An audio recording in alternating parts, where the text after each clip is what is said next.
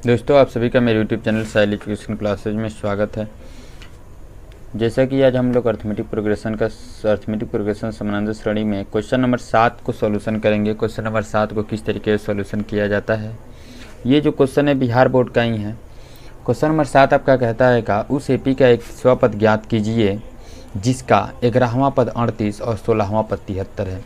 आपको निकालना है 31वां पद जिसमें 11वां पद आपका 38 दिया हुआ है।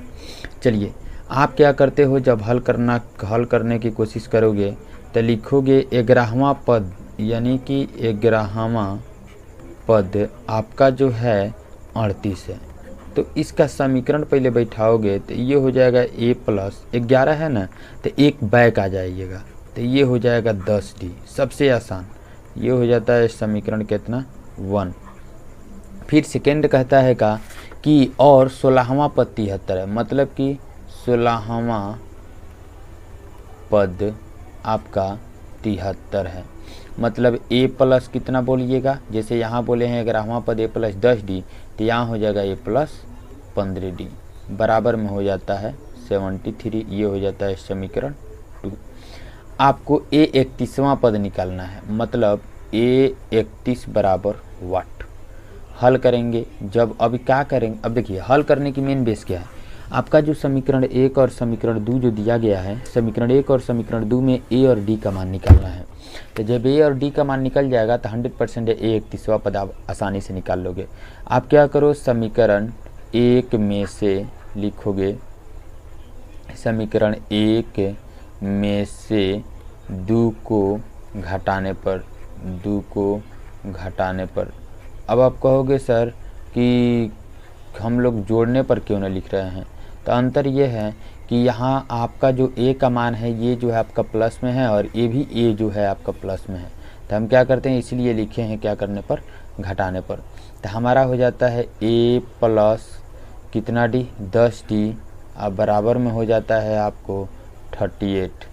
दूसरा का हो जाता है a प्लस आपका 15d, ये हो जाता है आपका कितना 73। अंडरलाइन कीजिए, चिन्हों को चेंज कीजिए। कभी भी चलिए मानों को घटाया जाता ना है तो चिन्हों को चेंज कर दिया जाता है। तो ये जो है आपका प्लस में है तो ये हो जाएगा माइनस में, ये 15d प्लस में है तो ये हो जाएगा माइनस में, ये 73 प्लस में है तो भी हो जाएगा माइनस में। यानी a प्लस में और ये a जो है नीचे वाला माइनस में हो जाएगा, तो ये दोनों जो है कि कट गया।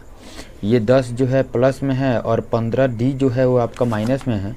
तो ये माइनस और प्लस क्या होता है, तो माइनस होता है, यानी कि घटेगा।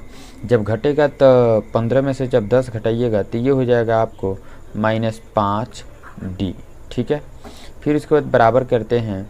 अब 38 से 73 है, मतलब 73 आपका अधिक है, तो 73 में से जब 38 को माइनस करोगे 13 में से 8 गया, ये हो जाता है आपका 5, और यहाँ हो गया आपका 6 में से 3 गया, आपका हो जाता है कितना -35। अब यहाँ पे देखिए हम लोग आगे चलेंगे, आगे क्या करेंगे, आगे देखिए आगे कहता है क्या कि अब d बराबर जब निकालोगे तो ये हो जाएगा -35, अब बाई में हो जाएगा आपका कितना -5। दोनों माइनस को आप क्या कर दीजिए, काट दीजिए। जब 5 से काटिएगा तो 5 सत्ते क्या हो जाएगा 35, मतलब d बराबर हो जाता है आपका 7। अब आप क्या कीजिए, समीकरण 1 में d बराबर 7 मान रखने पर, तो आपका समीकरण 1 है आपका a प्लस 10d, अब बराबर में है आपका 38। तो a प्लस 10 गुने d का मान आपका हो जाता है कितना 7 है, तो 7 लिख दीजिए, बराबर में हो जाता है 38। तो a प्लस 10 सत्ते जब मल्टीप्लाई करोगे तो ये 70 हो जाएगा, अब बराबर में हो जाता है आपका 38। फिर a बराबर ये हो जाता है 38 और 70 जो है प्लस में है, बराबर के जब इस साइड भेजोगे तो ये माइनस में हो जाएगा। मतलब ये बराबर जब माइनस करोगे 10 में से 8 गया, ये हो गया 2 आपका, और 6 में से 3 गया तो ये हो जाता है आपका माइनस में, यानी कि -32 हो जाता है। अब आप देखो क्या करोगे, अब आपको निकालना